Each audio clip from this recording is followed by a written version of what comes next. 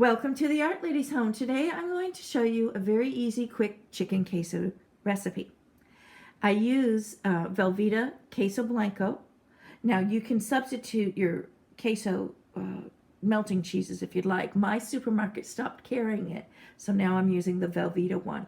But actually I love the other one even better. So if you find 2 pounds of the melting cheese. Now, this recipe I just kind of have made up over the years. I use chicken to our taste, so you can add as much chicken as you'd like. I found that I like the 50-50 ratio, 50% chicken to 50% cheese. So I have a 2-pound block of Velveeta here, and I'm using 2 pounds of chicken. I'm also using a whole jar of the jalapeños, but I'm going to be using half of each kind. I have jalapenos, and then I have some banana peppers. They're the hot peppers here. And then you can alter your milk. You can either have almond milk or real milk. So that's up to you about changing out ingredients. So it's kind of a neat recipe that you can alter. Of course, you can throw in anything else you want, artichokes or whatnot with it, onions, peppers. So that's up to you. But this is a basic recipe that I have made over the years, and everybody just loves it. So it's my son's birthday and we're celebrating, so I'm making a lot of this. So it's for a crowd. If you want to make smaller amounts, of course, just half the recipe. Do 1 pound of chicken to 1 pound to half the Velveeta, and it'll still come out great. I'm going to go ahead now. I'm heating up my chicken tenders on high, and I'm going to cook those probably for a few hours until they start to defrost and start cooking. And I'm going to go ahead and add this morning, though, the jalapenos and chunk up some of that Velveeta. The last thing I'm going to add is the milk, so I'm going to put that back in the refrigerator. You don't want to add the milk at this stage. You want the chicken to be cooked and then add a little bit at a time.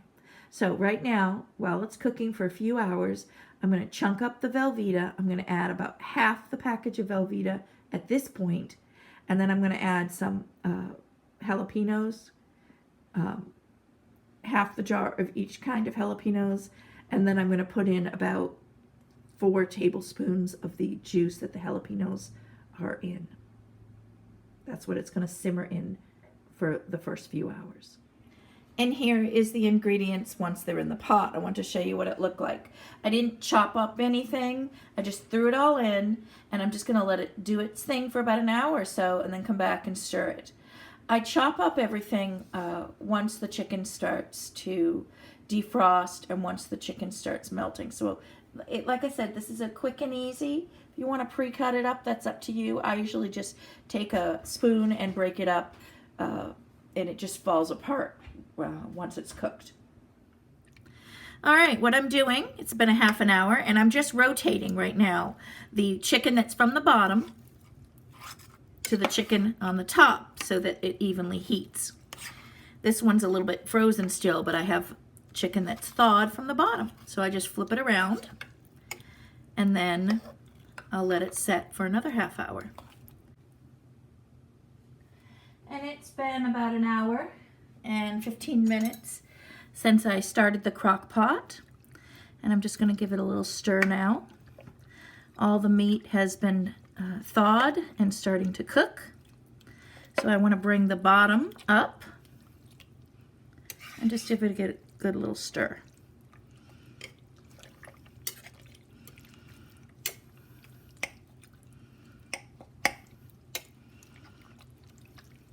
But you can see it's all loosening up nice. Gonna give it a little stir, and I'm going to be leaving it alone for a while now. I'm going to wash these utensils. I always wash between stirs so that I'm not contaminating with raw meat. So I'm going to take some paper towel with a damp paper towel and wipe anything up higher. I don't want any of this cheese that's real high up where I splashed, because this is going to just bake onto my pot, and I don't want that to happen here. So I'm just wiping that up a little bit around the edges, like so. And I'll check it another 40 minutes or so. Right now is the 2-hour mark since I turned the crock pot on. And we're starting to get some bubbling. I'm going to chop up the meat a little bit.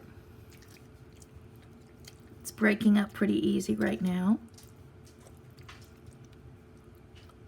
The vinegar in the hot peppers and the jalapenos and the banana peppers is helping to tenderize this meat so it just falls apart easily.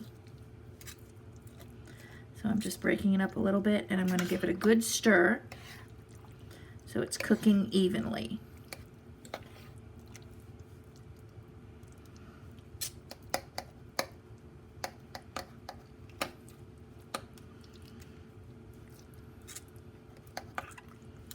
And I'm not going to chop it all up. I'm just basically cutting them in half. Right here. They're still in the raw state right now. This just helps get the flavor through as they cook. So I'm just slicing it a little bit. But you want to give it a good stir so that you can move the ones that need more cooking at the bottom. It's just starting to bubble a little bit right now, so it's going to all start cooking through quickly right now. And I'm going to wash my utensils, and they'll be ready for next time. It's been now at the 3-hour mark since I started the crock pot, and I'm just going to break up the chicken now. I'm just going to slice through lightly, and this will continue to cook. But I want to slice it up a little bit, which right now it's just shredding with my fork and knife. Sometimes if I just do the, I'll do just 2 forks, just kind of just to shred it like this. That helps. It just falls right apart. At this time, once I finish shredding everything, I'm going to add the remainder of the Velveeta. Just kind of pull it. And sometimes I noticed when I was putting it in, there's a little grizzle on the end of these chicken tenders. If you come across that, just pull that off. But this will all just shred up. And I'm going to cook it. I started it at 9 and it's 12 now. And my party is not till 2. So what I'll do is I'll transfer it once I shred it and just bring it down to low. Right now, the entire time it's been on high, just so that I have everything cooked. And then if I simmer low till 2, it'll be completely done. Like I said, you can cook it any time. I mean, serve it any time, but I like to have it so that the chicken just falls completely apart. And usually right before I serve it, I shred it a little bit more. So at this point, I am going to put in the rest of my Velveeta chunks. And it's almost kind of nice like this even. But it depends on how much chicken to sauce you want. And I want a little bit more sauce. My son wants this as leftovers all week since he loves it. So I'm going to put in some more. So it's a 50-50 cheese to chicken ratio. And what I may do is add a little bit more jalapeno, chopped fine, if I taste it in a little bit and think it needs a little bit more spice. And your jalapeno banana pepper is to taste. Like I said, my son likes it real spicy. I like it just medium. So we do a happy combination of both, because most of my family likes it pretty hot. So mild to hot will be a happy medium. And there we have it. So I'm going to add a little bit of, let me go ahead and get that milk, the almond milk. And I thin it with almond milk just a little bit so that as it cools down, I transfer it to a smaller crock pot. And as it cools down, it stays to a nice consistency. Otherwise, as it's cooling, it may thicken up too much for the dip. So I'm going to add, at this point, a 1/4 cup of the almond milk. It's cooled down a bit because I've added the extra Velveeta. So that's when I add the almond milk to it, so that I'm not having something super hot with the milk. Because if you're using real milk, you don't want to curdle the real milk. I'm trying to get it off my sides because I don't want the sides all browned. And I may break it up a little bit more, but that's it so far. I may add a tad more. It's kind of thick. I may do a little bit more, I think, almond milk. You don't want it to be really runny.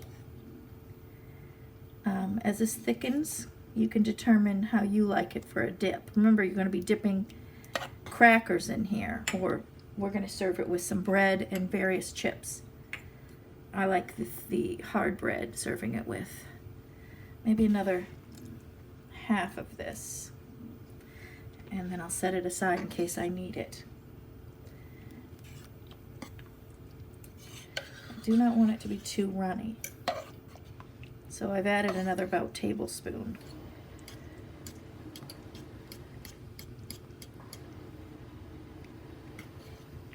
And then when I'm storing it, at the end of the night, I'm going to run a little bit more, maybe a tablespoon of almond milk, and stir it through so it's easier to reheat. Like I said, we're having quite a bit so he can reheat it. He loves it after school. There. That looks pretty good. And there, and here is the jalapeno queso dip. And we're serving it with crackers and hard bread. There's the hard bread.